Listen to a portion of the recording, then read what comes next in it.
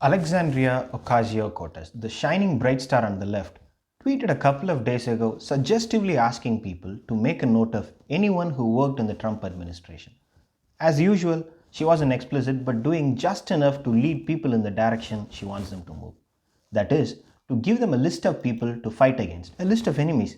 As if it was on cue, a group calling itself Trump Accountability Project popped out of nowhere. And the group wants to go after individuals who worked for the Trump campaign, people who worked in the government, and people who funded him. I really don't care who the group is, or will they be effective, or who is behind it. But I really care about what AOC is trying to do. Trump ran a populist nationalism campaign, and Miss AOC is laying the groundwork for running a populist socialism campaign. And you know what both of them have in common? A clearly defined set of enemies. The us against them, or what you can call as the siege mentality. Not many are happy with what went on in the 4 years of Trump administration. It started with chaos and it is ending with chaos as well. There is not a single country that we can call as an ally. The long-standing image of America as the nation that will stand behind democracies is shattered beyond belief in the last 1 week. But you know the funniest part? In early February 2019, Donald Trump, while talking about Venezuela's dictator Nicolas Maduro, said the exact same thing. He warned people who were working for Mr. Maduro's government as they are risking their own futures and lives.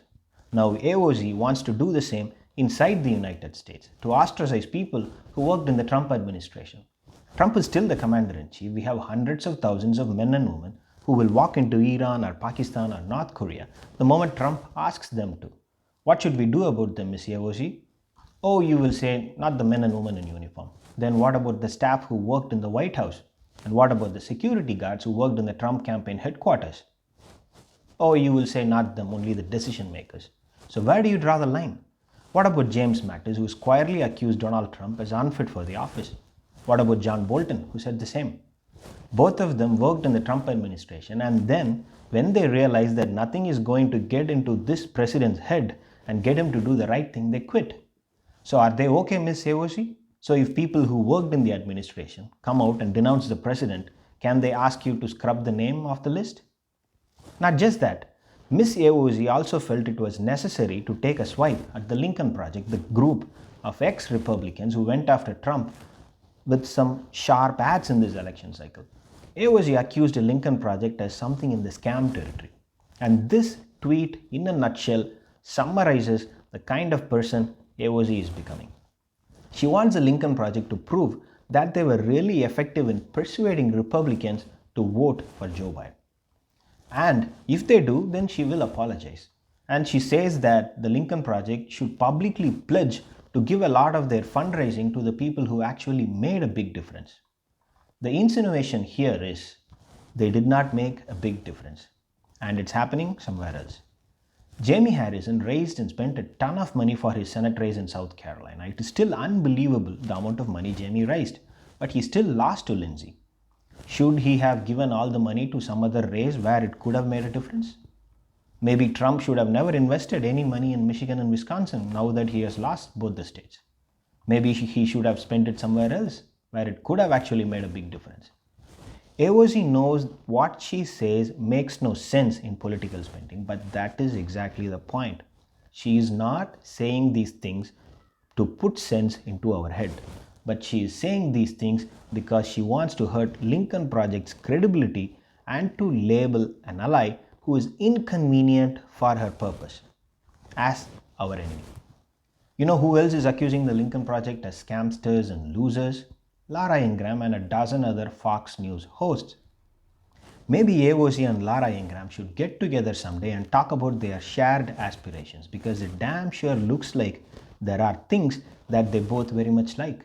They can also call Donald Trump Steve Bannon and have a good laugh about it. Thought AOC will draw inspiration from Bernie Sanders, but I guess the direction in which she is moving, she would rather prefer Donald Trump as her inspiration. The right hates the Lincoln Project and the left hates them too, which means they are absolutely doing the right thing. The success of the Lincoln Project has the potential to pull the Democratic Party to the center, and that scares the shit out of people like AOC.